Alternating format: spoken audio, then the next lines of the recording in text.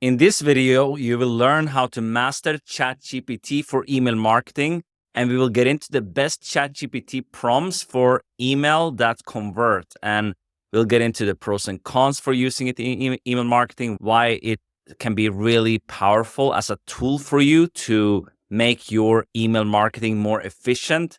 And whatever you like to say, email marketing still drives a lot of sales, and it's important to connect with your audience in this way and actually bring them from social media onto your email list for a newsletter. Maybe you have products and services you'd like to share with them. That's all via email. That's how you're going to drive sales in your creator business. So I have my good friend and partner in this project, Jan, with me today here. And we're going to actually showcase a lot of prompts and examples for you so you can implement this in your business as well. So why don't we take it away, John, and get right into it? Yeah, let's talk about why ChatGPT can be a big help for email marketing in the first place.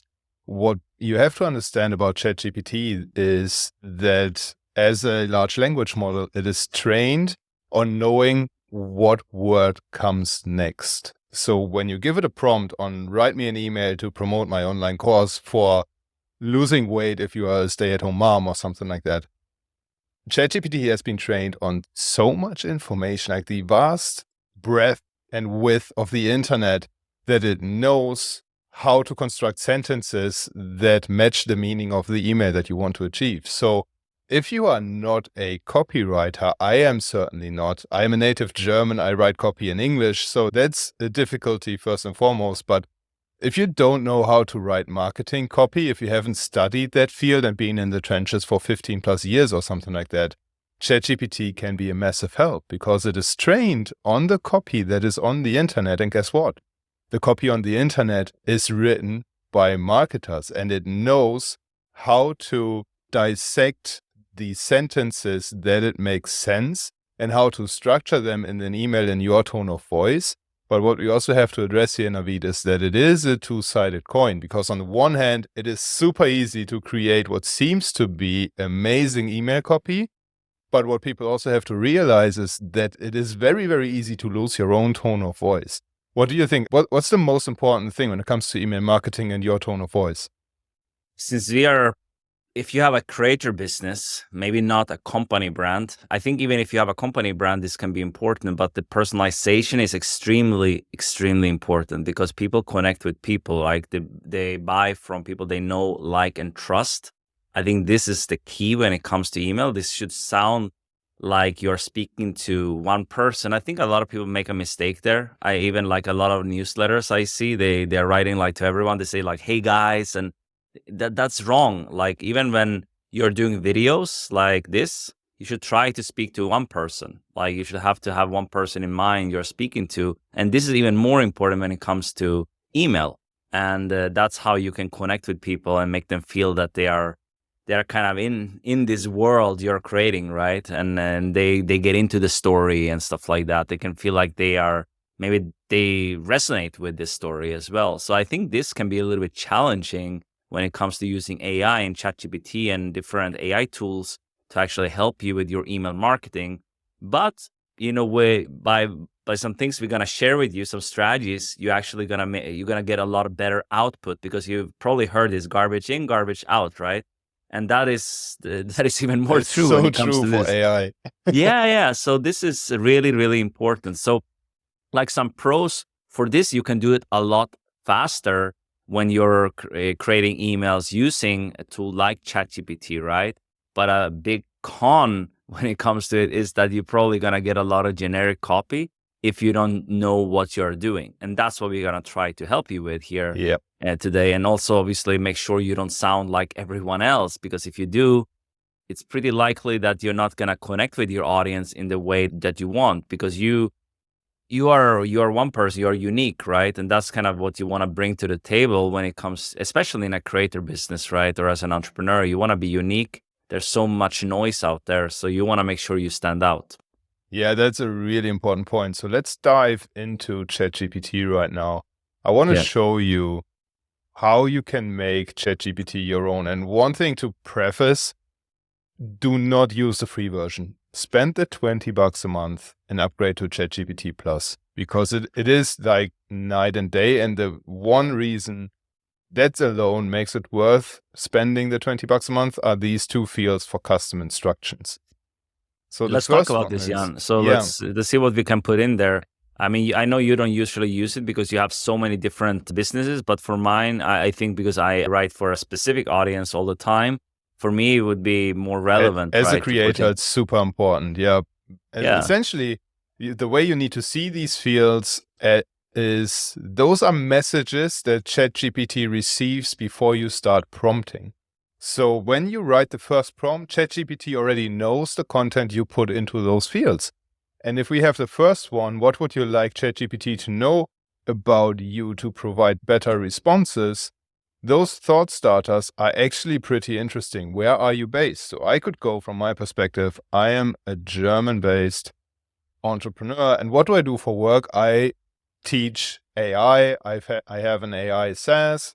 I help people, and I help, let's say in this context, creators use AI to grow their creator businesses. How do I do that? I do that by teaming up with my friend Navid to run AI for Creators Summit, interview leading AI and marketing experts, and extract their best practices and strategies from them so that people watching the interview can learn faster and make better use of AI tools. Now, this is a very, very surface level description of what I can do. I can also get more personal because, as you said earlier, Navid, people connect with people. And you have to tell stories in your emails. You have to share a little bit of your private life, usually as a creator. And you have to, if you build a personal brand, that is. If you've got something like a faceless YouTube channel, not so much. But we're talking personal branding right here. Can ChatGPT read links? I think they can read links now, or they started to get better at this. They brought it back. Yeah, we can share that in a second. So maybe you could. I don't know if they can read. What about videos? Can they, like, if you had like a video? No. Not yet, probably. No, right? Not but yet. Either way, maybe you have an about page on your blog, on your website, and you can then maybe give them some information. But you can also put in this information there. So whatever information you want ChatGPT to know, you can put it in there. And what I find interesting is the other field, because you can actually tell ChatGPT actually how to respond in certain instances, like what kind of tone and stuff like that to use, which is interesting. Like, for example, if you have a more research-driven approach, like you can actually tell them to cite sources and stuff like that, and they will do it. Yeah, I think like in email, this could be important, right? Maybe you're writing like a collection of posts or whatever, and you want to have sometime a source for what you're writing about. I think that can be quite useful. I mean, you still have to check it because ChatGPT is not always correct. That's also one thing. I would say a downside. You really have to check so it's correct information. I usually write my stuff myself, but I like to use it for outlines and stuff. But we're gonna show you the full process, and you kind of choose what you like, because maybe some people they like to write the full email, but they maybe get help with an outline. I'm typically this person. I like an outline because I prefer to personalize it. But you can do it a lot faster to get the information. Maybe you have similar information that you just want to put in, and the ChatGPT can help you do it more efficiently.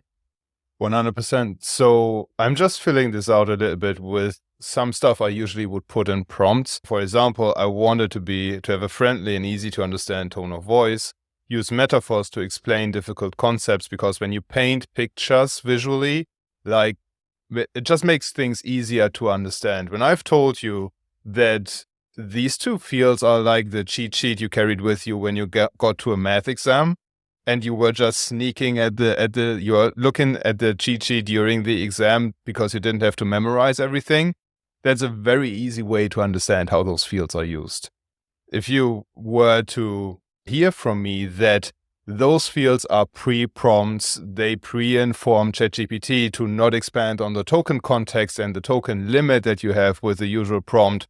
It's the same thing, but it is way harder to understand.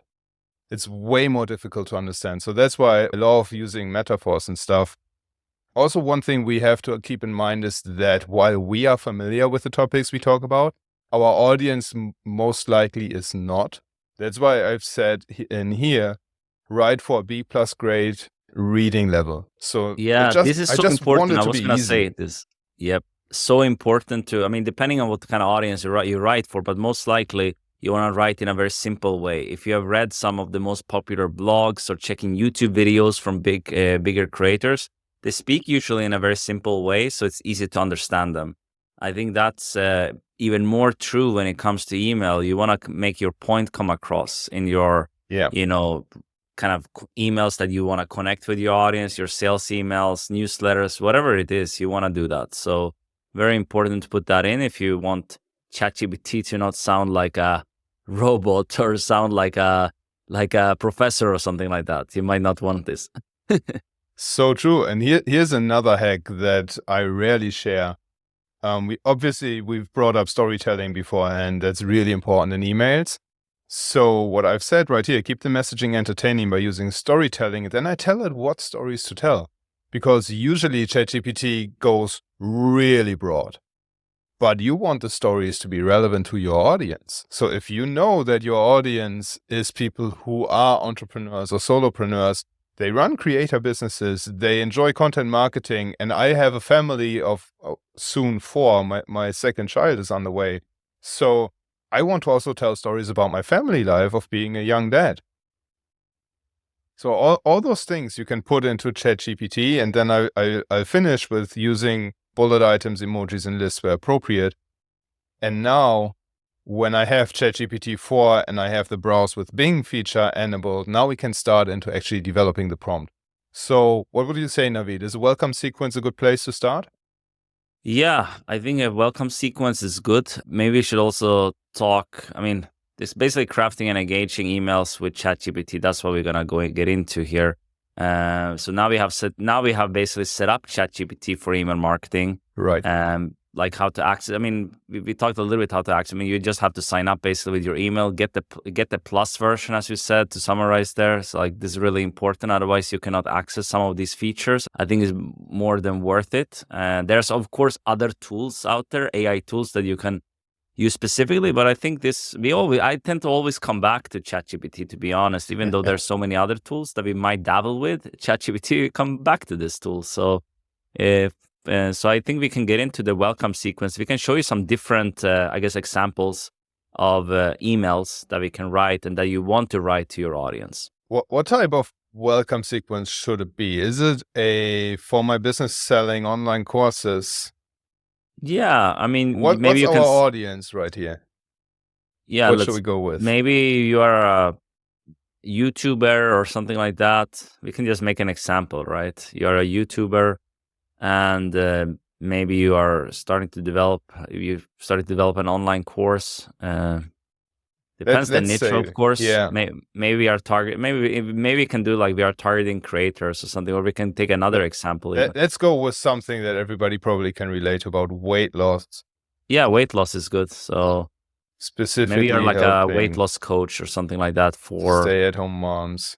Yeah. So you're a woman. Maybe you're in your maybe you're in your 30s and you want to teach women this.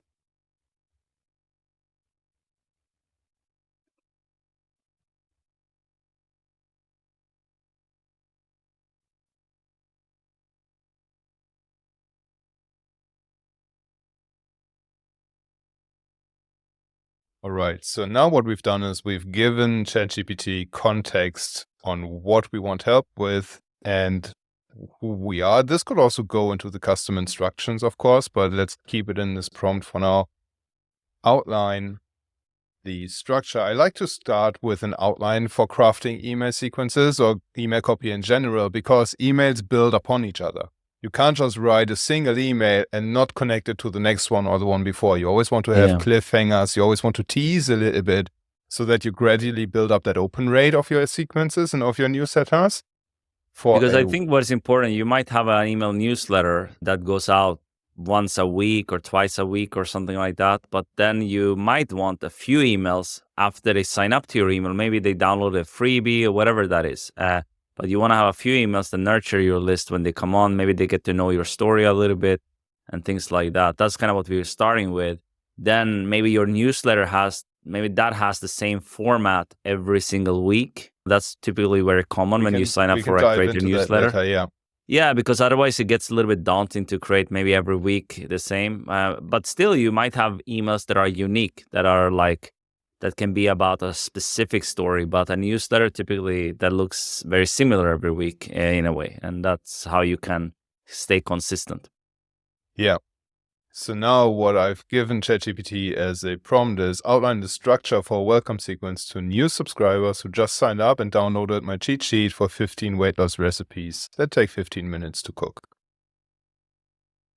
And here you can already see it is creating a structure for each of the individual emails in the tone of voice that we've used before. So it's using bullet points, that's in the custom instructions. It's using emojis, that's in the custom instructions.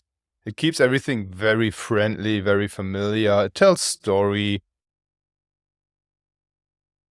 And what we can do now is we can work through the sequence. So this is a 4-part email sequence. The first thing I would say is the welcome sequence should be longer than 4 emails. So what we would do is please make this a 10-part email sequence and keep the first 4 emails purely about winning the trust of the new subscriber. And this is also something you could add over time. I just wanted to add this. You don't need to have 10 emails ready to go live. First of all, you might not even need 10 emails. You might be fine with 3 or 4 to start with, or even like maybe 5. But the most important is that you have a consistent schedule. You are sending emails every week. You can also have an evergreen kind of system, like you send that's more advanced, but you can set up so it's every week. Maybe you prefer to automate everything, but then you might lose some connection if you don't have like updated things, right? So if it's evergreen and it's like things that people can find useful anytime, then you might set it up evergreen so you have it, and that might have links to your products or services in the PS, or sometimes you might pitch it like directly in the email and stuff like that. So it's definitely different ways to do email marketing. There's so many different schools, right? There's people doing more hardcore, they are selling a lot more often, and there are people like more chill, with it. So you have to define kind of what works well for you and your audience. But the most important thing is that you connect with your audience there, and you can direct them to help them better. Basically, That's what it's all about. That's a good point. So now what we have is, let's say we wanted to go with 10 emails, because it's super easy to write those emails now. The only thing we have to do now is to say, okay, these look nice. And you can obviously change those emails as well. I won't give an example, but you can say, make email 6 not about testimonials, but make email 6 about a lesson I've learned cooking those recipes, or something like that. ChatGPT can update those emails. You have to be in the mindset that this is a back and forth between you and the AI that acts almost like a virtual employee at your team. Yeah. And I think what is important is, as we said, you can also use this as a base for creating your emails. You might not even, because it's sometimes hard for it to come up exactly with what you want to say and your exact words and exact stories. You need to tweak it a little bit. It's not just going to be finished, but probably you can get, you could get 80% there maybe, if you're really good. But even if you get like 50 to 60% there, you save a lot of time, because usually you would have to start from scratch. And that's kind of what the AI and ChatGPT can help you with when it comes to email marketing. That's true. And here's a secret tip. If you already have an email newsletter, if you already send emails, copy some of your emails into ChatGPT and then ask ChatGPT to create a style guide from those emails, so that it immediately replicates your tone of voice. And then you just put that in the custom instructions in the how you would like ChatGPT to respond field, so that it always responds in your tone of voice. How many emails would you put in there? Like different styles of emails? Maybe like you have some nurture emails from before, maybe you have some sales emails, stuff like that. Would you put in different types of emails, Jan? I would not mix them. I would Okay. say for nurture emails, create this style guide. For Yeah. sales emails, create that style guide. Yeah, it's Because different, then- of course. Right. Because then what you can tell is, please write the first 2 nurturing emails you've outlined above, following my style guide from the custom instructions. And then ChatGPT would know, okay, I just take the style guide for the nurturing emails and I won't take the style guide for the sales emails, because nurturing has different calls to actions. There's probably no urgency. There's probably no scarcity in those nurturing emails. It's more like warm and cozy and just trying to familiarize yourself. Whereas with sales emails, there's a little bit more pressure usually on making people actually pull the trigger. Yeah, for sure. So let's see what it comes up with these first 2 emails. Notice, just as you've said earlier, Navid, this is not personalized with your personal stories or something like that. And I didn't do that intentionally, because I want to showcase how you can adjust the output of ChatGPT. Yeah, what's interesting as well, I just checking one of our notes here. You can also say to ChatGPT, you are like a master email marketer or something like that, and you can tell them they're an expert. I think that we're gonna show an example when we're writing sales emails in a little bit here. But you can say that you're a copy GPT, or you're a master email marketer, and then they're gonna. I mean, it's just a way to do it. Like if you're coming up with social media posts, you can say you're a leading social media manager or something like that, and then they're gonna act like this essentially. Yeah, we can demonstrate the difference if we say this. Now we don't have this. This is just plain vanilla ChatGPT type of content, and you can tell that this is just stupid. Like, your arrival in our humble abode has added a dash of sparkle to our community. Yeah, What this the is what can actual happen. hell? No, I'm glad we show this because it's not good. Yeah, that I wanted this to happen. That's why I just said, okay, write the first few emails, because now you see what happens if you don't prompt it correctly. But let's tweak this now. Let's say, okay, the first email is way too cliche. Tone down the voice to be more, actually, let's say, act more down to earth, like a regular human being. Funny that we're telling an AI to act like a human being. And maybe you can tell them to act like an email marketer or master email marketer or something.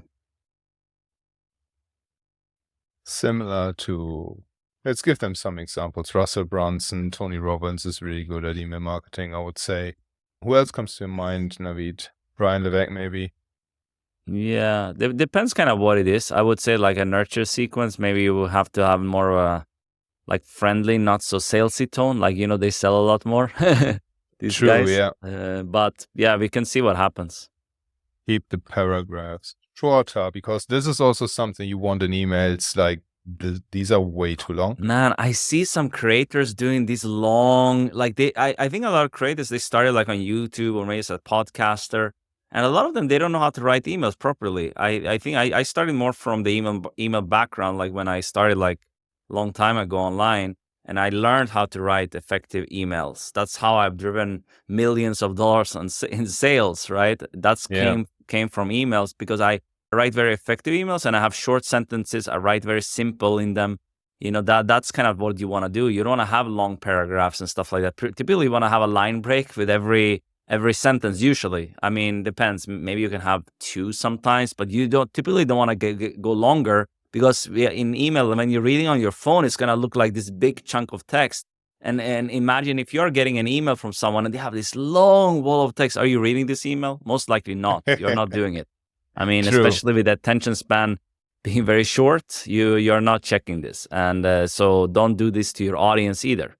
True. That's a good point, because many creators think, okay, I write an email that I can also publish as a blog post. And then you fall into this trap saying, oh, damn it, a blog post needs to be like 600-ish words. Otherwise, it probably won't rank on Google. And It probably needs to be longer Like, these days, but probably needs to be like 2000 rather. yeah. So these emails get longer and longer because the creator thinks, oh, well, I just saved The myself some email time. itself can be long. That's not the problem, I think. But the problem is if you are like, even in a blog post, I would have line breaks a lot. I would like break it up. I would not have Similar long to what paragraphs. Brian Dean is doing.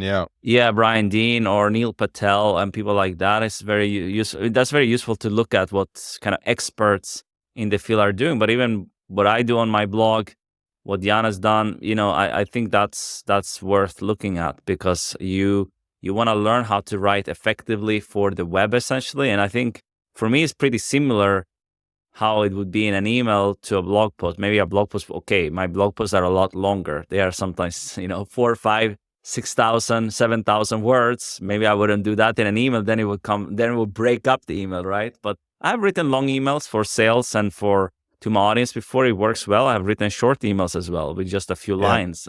So it depends. Okay, so here's the feedback. First email is way too cliche. Act more down to earth like a regular human being. Act like a master email marketer similar to Russell Brunson, Tony Robbins, Levesque, and expert for nurture sequences. Keep the paragraphs shorter, not more than 2 sentences in a paragraph. Tell a story about my own experience of losing weight as a stay-at-home mom with a 4-year-old boy and 7-year-old daughter. This is where we bring personality in. Keep the emails shorter than 250 words and end with a cliffhanger to tease the next email. Because right now, when you look at this first email, there's no reason for the reader to even want to read the next email. They have no idea what's coming.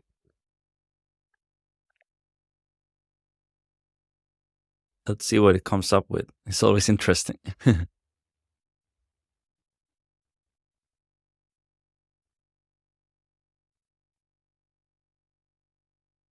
Way better.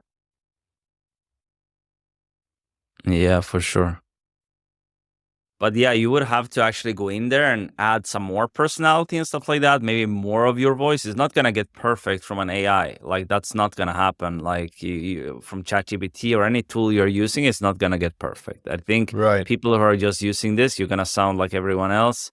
Of course, it will get better with time. And the more you train it, it will actually learn more about you. But for sure. And also what Jan said before, you can actually share some emails. Maybe we'll get even better. We haven't done that now. So it's a little more tricky, but if we had like some more information for ChatGPT, I think it would get even better, to be honest.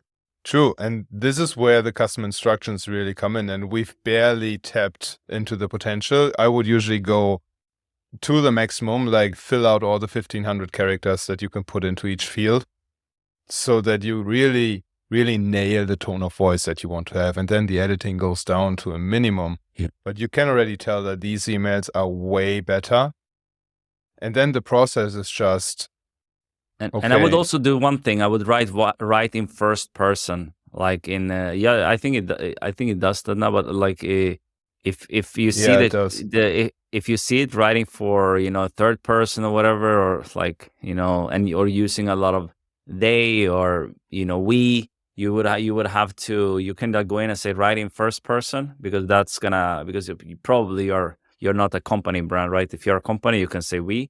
But otherwise, you would say I'm doing this. Yep. And also when you talk to your audience, make sure you say you and not like hey everybody, or stuff like that. I think it's not as useful. It's not you want to speak to one person like you're speaking to a friend via email, even though you are sending to hundreds of thousands of people or thousands of people or whatever, how big your list is. True. So now what you can do, if you are happy with the tone of voice of the first 2 emails, you can just ask it, okay, now write the rest of the emails in the same style and tone of voice. And this will just trigger ChatGPT to continue with the other ones, which I won't do, because what we would also want to talk about is sales emails and stuff. And what we've shown so far, to summarize, is the full process of writing email sequences. You start with giving ChatGPT context about who the audience is, what the goal of the sequence is, what the offer is. You work through the structure of the sequence. You then give feedback on the emails that it comes up with, as we did right here.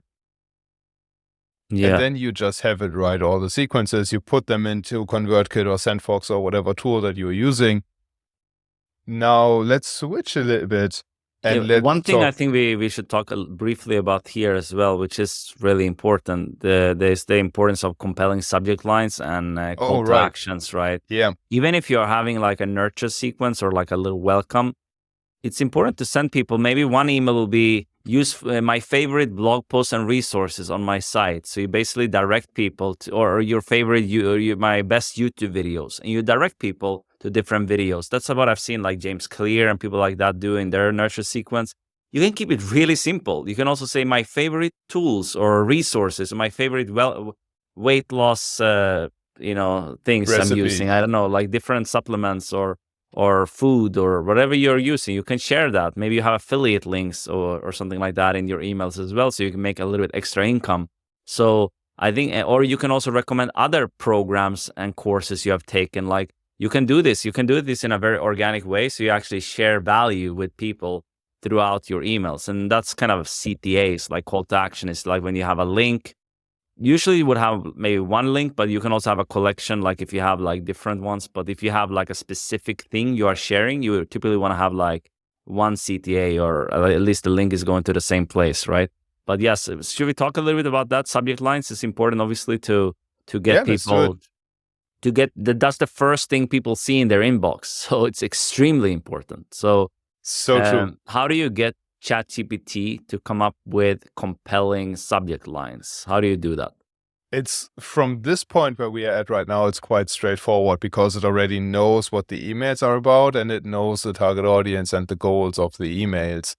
Yeah. If you are just starting a new chat, you have to feed all the information into the chat if it's not already in the custom instructions. So you would have to copy in all the details about the audience, about that specific email that you want to write the subject lines for. And we'll just skip that for ourselves because we have it in here. So what we want to do is now let's tackle the subject lines. And one tip regarding this, just want to share, I have like a swipe file with so many subject lines from my industry and from other people. I think that is also really effective, like to just, and you can have, if you have this plus ChatGPT in your arsenal, this is like a game changer, right? Because you can actually, you can even feed this into ChatGPT and say, I have these subject lines. Can you come up with some similar ones? Then you might get, even better results than just doing it from scratch, I think. So yeah, I have like a swipe. I recommend everyone have a swipe file with useful subject lines. It doesn't mean you need to copy, but everyone is like circulating subject lines, to be honest. You don't have to feel bad about it. Just like do similar ones, or because they are working, right? And then you can try to use similar concepts for coming up with your own. Right. So what makes a good subject line? A good subject line usually invokes curiosity. It gets people excited about reading the emails. So the subject lines, I just tell it that really. I know that I want my subject line to be opened, and for people to click on that subject line, it needs to stand out against the other 500 they have in their inbox. Probably. And what I use these days, I use emoji also in the subject line. I started doing that, like much better results, to be honest. And I use that also in my emails to kind of break up. Let's say I have headlines or something like that. I use that in the emails. Like maybe I have some tools, I might use an emoji. It just makes it it makes it look better, the email, but also like breaks up content. It's easier to read because otherwise it's just a wall of text, as we've talked about. It's just easier to skim.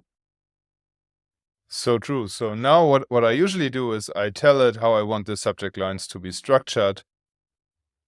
Use copywriting frameworks like ADA, PAS, Rivet, ACA, and others if applicable. Sometimes it's a bit hard to use those in like 60 or 70 characters. But let's see. I always, for subject lines, I go with 25 variations per mail so that I can just see what it comes up with and if they go in the right direction or not.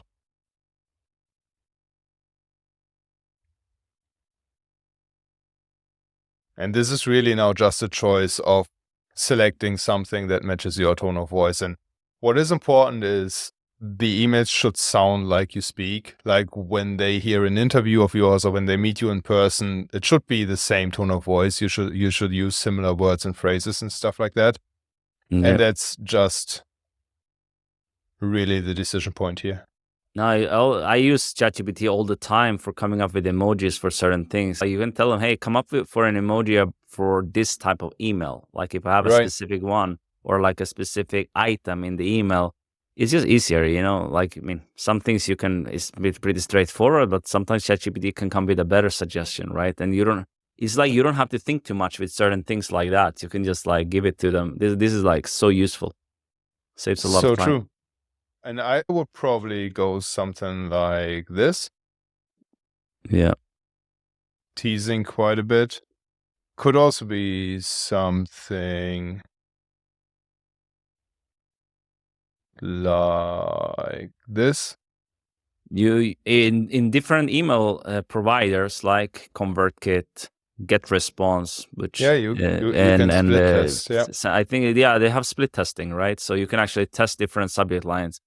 Some email providers can even split test different type of emails, but usually it depends a little bit. I think it is a little more advanced to do that, but at least you can send to unopened, so you can kind of see what does better. So then you can change up a little bit the email. Potentially you can change up certain things, but for sure the subject line is what matters the most. And if you can change that, then it's gonna, you can see which ones gets the most opens for you. You can really test at least 3 subject lines. You can split test 1 or 2, or you can split test 2 when you send it originally, and then you have a third one to the unopens. I usually don't change the email contents when I send to unopens because they didn't see the first email. So you might depends a little bit. I've heard pros and cons for this. I just want to share. Like you might want to change. I change sometimes that it can ruin the deliverability a little bit potentially if you send to unopens too quickly or something like that. I've heard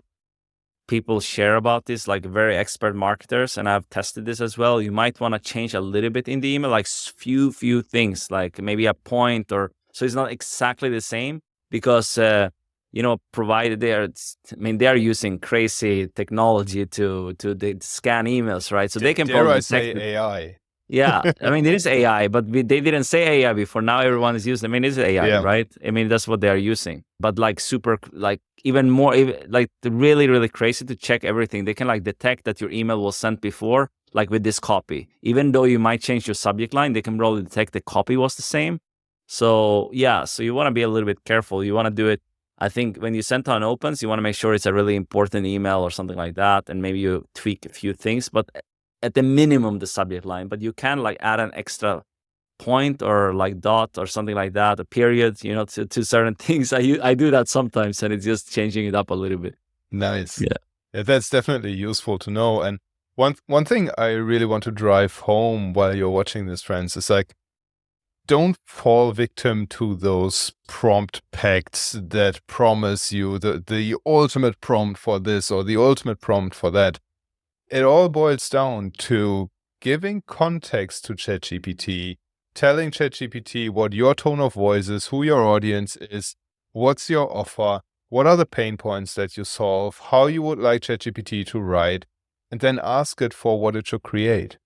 There's really not much more to it in most sense. Now, I'll share one example right now, which is a specific structure for an email sequence or an email sales campaign, rather, that I got from Khalid. So credit where credit is due. This prompt that I'm going to show now is from Khalid, but we'll break it down and I'll show you why I like this so much. So let me pull this up real quick. Was this for a sales sequence? What was it for? Yeah. So let's do that. That is really good. And let's create a new chat for that. Yeah. And get that is also important. You don't want to continue in an old chat when you have different information. It's much easier to do that. Yeah. When you stay on topic, always use the same chat. Yeah. When you stay on topic, use the same chat because ChatGPT uses the context. If you switch topics, if you switch audiences, always use a new chat. Always start fresh. Yeah. So this is a prompt that I got from Khalid, It starts with you are copy GPT, and your job is to help me write marketing content. So this is context on what ChatGPT should behave like. Read this link 1. Link to a product page or brand homepage. So we'll pull something up. Just one thing right here. This is a German website, but it doesn't really matter for this. Now help me write promotional copy for this product or brand. Here are the details of the promo. 30-day free trial when you sign up until October. And this could be anything really. If you're launching a course, put in the course sales page in there and say you get 2 bonus coaching sessions for your course if you sign up until end of October, or whatever type of urgency and scarcity you want to put in there, like the first 10 people to sign up get free coaching, whatever there is in sales tactics, you can put something like this in here. And now this is what I like so much about this prompt. It's not structured in a way that you just get a long blurb of text. It is really well structured in that you have a title, you get a short description, benefit 1, benefit description 2, benefit title 2, description 2. This is actually description 1. Yeah, it's pretty clear as you can see there. And yeah, I would like to share another tip when it comes to this, because I typically, I think that's what I said before. Keep your swipe file with useful emails like that you like and that works in your industry and maybe even outside your industry, right? So you keep that, and you keep even pages and stuff. You have a swipe file. It's really important. Every copywriter swears by this. Now, with AI technology and tools like ChatGPT, which we are showing you a demo of here, you can like speed up this process a lot. That's kind of what is helping you, but you still need to learn more about, you don't need to be a master copywriter or anything like that, but you need to learn kind of what's working in your industry so you can understand things like this, how you can understand how to market to your audience in the most efficient way possible, and to connect with them, to not piss them off. I mean, some people might get pissed off when you promote, it depends a little bit, but you know, as you've seen, actually, this is also an important distinction. I've seen like Just Theory, for example, a huge YouTube channel, really popular. They were promoting some kind of product to their audience. They got pissed off on YouTube. So if they had like an email list, no, they didn't like it. I mean, they have a pretty cheap audience, I guess. I mean, they're an amazing audience, but like in terms of like buying stuff, maybe there are a lot of young people. So they were like getting pissed off about it. I think that's pretty shitty, but you know, they're adding a lot of value. I love their channel. But then if they would have, I mean, they probably have some kind of email list, but if they would promote this to their email, they would get a lot more traction. And that's even Ali Abdal, one really popular productivity YouTuber. You probably know him, right?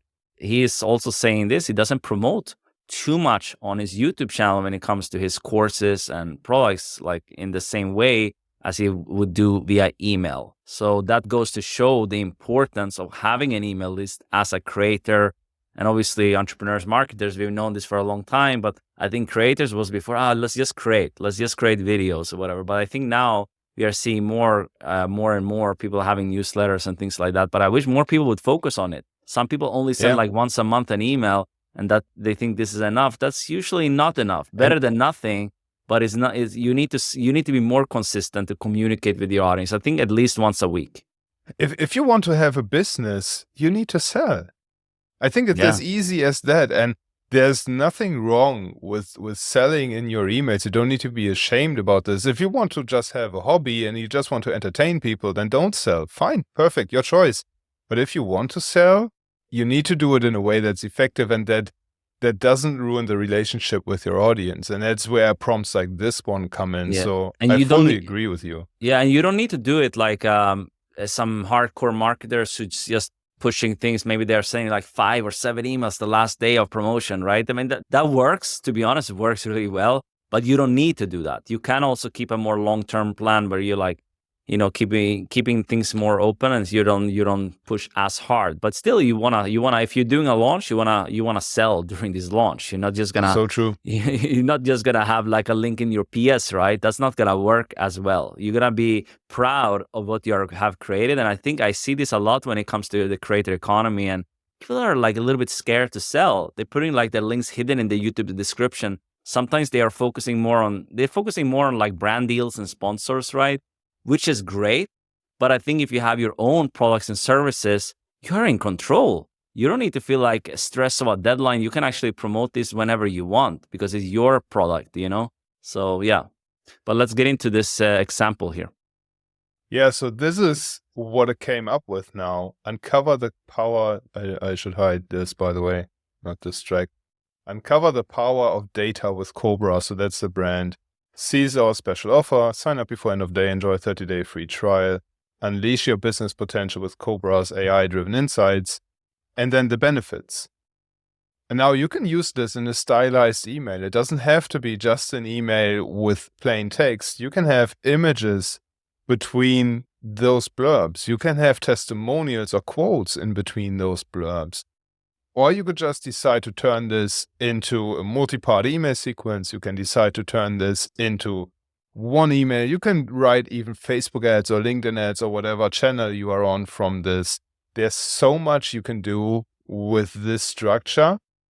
This could even go on the website, honestly. Yeah, this is also useful for this, to be honest. Yeah. Now what we can do is please turn this into a full email coming from Jan, founder of Cobra. So shameless plug, this was my website. And it's in German, so it's in German, so and targeting like pretty big corporations. But yeah, B2B, we are just yeah. using it as an example here. Don't worry. We'll also use a different landing page in a second, so no worries. And by the way, if you're finding this valuable here, just drop a comment, leave your biggest takeaway, and don't forget to subscribe to the channel and like this video. We are trying to add as much value as possible when it comes to AI and how to grow your creator business and build a sustainable business online. Right. And for that B2B audience, this is exactly the tone of voice I have on the website. So this would be perfect. But shall we go, let's take one of Ali Abdaal's websites for the sales pages. Yeah, let's try it. Maybe his YouTuber course or something. Let's go to Academy. Part-time YouTuber Academy. Yeah, let's try this. So he has plenty of text in there, which should be good for ChatGPT to know.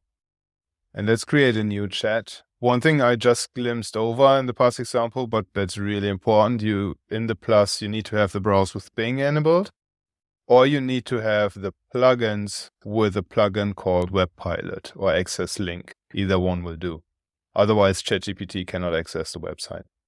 Yeah, and also if you want to know, maybe in the future we can do a video about the best plugins for ChatGPT, and there's a lot of different plugins for Chrome as well. So we might do a video on this. So let me know if you want to see the best ones. There's some really, really useful ones we can cover in a different video. Okay, so let's take academy.aliabdaal.com. Full disclaimer, I am not affiliated with Ali Abdaal. And the details we're not affiliated, but he's a very good creator, so I feel we can showcase this. He's a really good role model. Yeah. And so what should we do for the promo? The first 50 to join will get an exclusive all expenses paid mastermind trip to London. Or maybe that's very generous. Too much. Let's go for 10. Maybe I would probably, it depends the price, of course, but I would probably do like maybe possibly a discount or a bonus that would expire. I would probably do something like that, unless it's a really expensive thing. Like if it's like 5 to 6 grand, maybe I would do something like that. But still, I think it would be a little bit too expensive to provide all expenses trip for this price. Yeah, that's just one example. Imagine. I mean, maybe if it's really expensive, but usually even in masterminds and stuff, they would have to pay it. But it's a cool example. It's just something. What's important to put here is you need to give your audience a reason to join at a specific time or before a specific time. Yeah, let's talk about it, because usually you have a launch, maybe it will be like 10 days, 5 days. Some people do longer. So I typically do 5 to 7 days when I have an open cart, because then you might close it, especially if you do a cohort or you do a specific time-based launch. You can also have evergreen ones, but still you can use a tool like Deadline Funnel. And then you can actually, do, urgency real urgency, and it will actually expire the link and they cannot access it afterwards. I think that's really useful. But anyway, you give people a reason. That can be an expiring bonus, that can be a specific discount, that can be that it's closing. So you can do different, or you can do urgency at different periods during a launch as well, or during a promotion. That you typically see a lot of marketers and very more professional creators do this as well. Yep. So that's what worked well for me in the past when I sold millions of dollars worth of virtual summit mastery and summits and stuff like that. Right. That's perfect. And that is exactly what we can do right here now. Let's do a 5-email launch sequence from this one. So it did the same thing, gives us similar structure. And this could be a 5-email sequence. Introduction, unveiling the offer, spotlight on success, some behind the scenes, and urgency. And now we can just ask ChatGPT to create those 5 emails for us. And I would say this though, before you get into like a pitch of something, you want to add value, right? So you want to have maybe an email course or something like that. I think Ali has had something like this in the past as well. Yeah. I think you can do like a webinar, some value, and then you go into selling, right? So you want to add like really some value that people feel, wow, even if I don't buy, I can find value from this. And that's usually how you build the trust with your audience. So they feel that, okay, maybe I don't have the money now, or it's not a good time. I still feel good about it, right? And then I might join later. I had people had so many touch points, even several years, and then they joined my program. Right. This definitely only works for a warm audience or a hot audience. That's a really good point. You can't send this to somebody who joined your email list 5 weeks ago.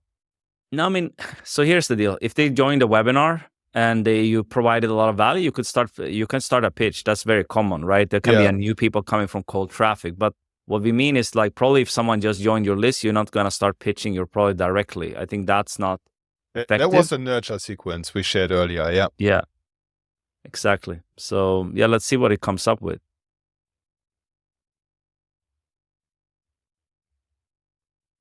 Focus on delivering value in each one by educating with an important. Let's incorporate that important lesson, a secret trick, sparking curiosity to join the full academy. And then I'd say we probably wrap up here, and we reserve the email newsletter for a different video that we'll link above. Because otherwise I just wanted we to talk way about too long. like analyzing the performance is also important. We just touch a little bit upon this after, I think. But yeah. So this is more in-depth outline now. Now we say, please write the full emails.